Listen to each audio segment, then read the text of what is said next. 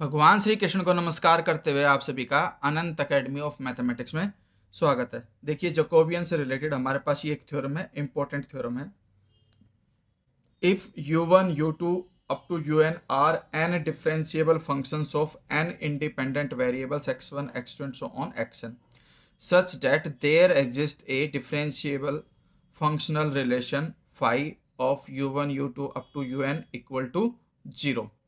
N differential function आ गए और ये हमारे पास वेरिएबल आ गए और ये आपके पास एक इक्वेशन आ गई फाई जो इक्वल टू क्या है 0 के, और which does not involve x1 x2 xn explicitly then the Jacobian, यानी कि इस फंक्शन में जो भी है x1 x2 ऑलरेडी इंक्लूडेड होंगे, u1 u2 un में अलग से सेपरेटली कोई नहीं आएगा। ठीक है, इसका मतलब यही है एक्सप्लिसिटली का।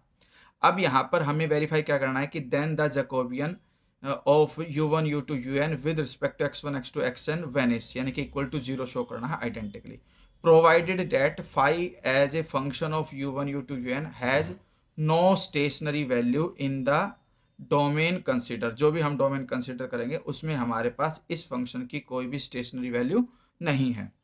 ये हमारे पास प्रोवाइडेड है ऑलरेडी, यानी हम गिवन लेकर के चलेंगे। फिर सिंस फाई हमें दे रखा है इक्वल टू 0, तो टोटल डिफरेंशिएशन का हम फॉर्मूला लगा सकते हैं कि फाई का पहले विद रिस्पेक्ट टू u1 फिर du1, फिर फाई का with respect to u2 du2, फिर सो ऑन करते फाई का विद रिस्पेक्ट टू un और फिर dun इक्वल टू 0। इक्वेशन 1 आ गई। फिर आप लिखोगे कि but u1 u2 and up to un are n differentiable functions of n independent variables x1 x2 xn, यानी कि u1 जो है वो n वेरिएबल्स का फंक्शन है और n डिफरेंशिएबल फंक्शन है। इसका मतलब ये है कि भाई आपके पास मतलब डिफरेंशिएशन कर सकते हैं u1 का। कैसे होगा? du1 is equal to u1 का x1 के रिस्पेक्ट में, फिर dx1, फिर u1 का x2 के रिस्पेक्ट में dx2, फिर सो ऑन करते करते u1 का विद रिस्पेक्ट टू xn और dxn। इसी तरह से du2 होगा। ठीक है, उसमें क्या होगा कि जहाँ कहीं भी u1 है वहाँ u2 लिख दो। अगर सो ऑन करते करते dun निकालोगे, जहाँ भी आपको यहाँ पे 1 है वहाँ n लिख देना। तो ये du1 du2 duxn की जो भी वैल्यू है वो सब आ गई। अब हम क्या करेंगे, जो ये वैल्यू जाएगी वो इस इक्वेशन 1 में सब्सटीट्यूट कर देंगे। जैसे कि यहाँ पे du1 है, du1 का ये पूरी की पूरी ब्रैकेट यहाँ लिखोगे, फिर du2 की वैल्यू यहाँ रखोगे और dun की वैल्यू यहाँ रखोगे।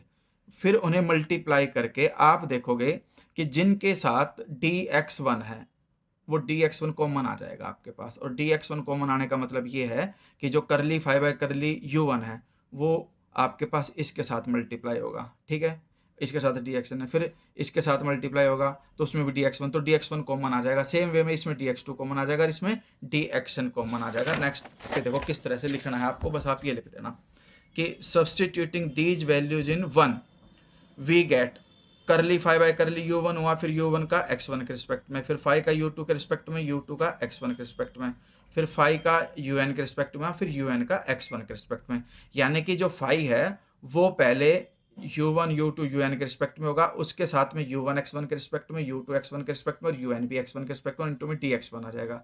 सेम वे में 5 का फिर विद रिस्पेक्ट टू u1, यहाँ विद रिस्पेक्ट टू u2, यहाँ विद रिस्पेक्ट टू un, और जो u1 u2 un है वो सब विद रिस्पेक्ट टू x2 होंगे और यहाँ dx2 आ जाएगा। सेम वे में लास्ट में यहाँ पे dxn आ जाएगा और इक्वल टू क्या हो जाएगा? 0। अब हमारे पास ये कंडीशन थी कि भाई since x1 x2 xn are independent, तो वी मस्ट है, ये इंडिपेंडेंट है, तो इंडिपेंडेंट की कंडीशन के अकॉर्डिंग जो उनके डिफरेंशियल होते हैं वो भी इंडिपेंडेंट ही होंगे। इस वजह से जो ये आपके पास स्केलर्स मल्टीप्लाई ब्रैकेट में है ये सब इक्वल, ये जो है आपके पास सारे के सारे इक्वल टू क्या होंगे? 0 के इक्वल होंगे। यानी कि जो हमारे पास dx1 की ब्रैकेट है वो एक स्केलर हुआ, फिर dx2 है वो दूसरा हुआ, फिर dxn है वो इस तरह से वो nth वाला हो गया, तो सारे के सारे इक्वल टू 0 होंगे क्योंकि इंडिपेंडेंट की कंडीशन में हमारे पास यही होता है।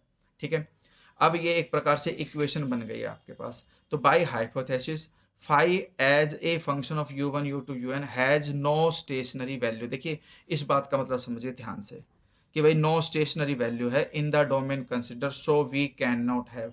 जब भी आपको ये बोल दें कि नो स्टेशनरी पॉइंट, तो इसका मतलब जितने भी ये पार्शियल डेरिवेटिव्स हैं वो आपके 0 नहीं हो सकते।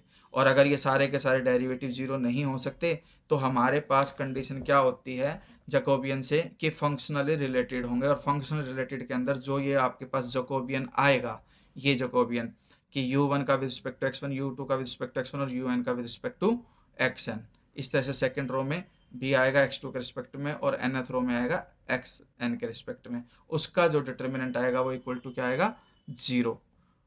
और ये 0 आने का मतलब ये जैकोबियन होगा u1 u2 un का with respect to x1 x2 xn, और यही हमें क्या वेरीफाई करना था कि Jacobian of u1 u2 un with respect to x1 x2 xn equal to 0।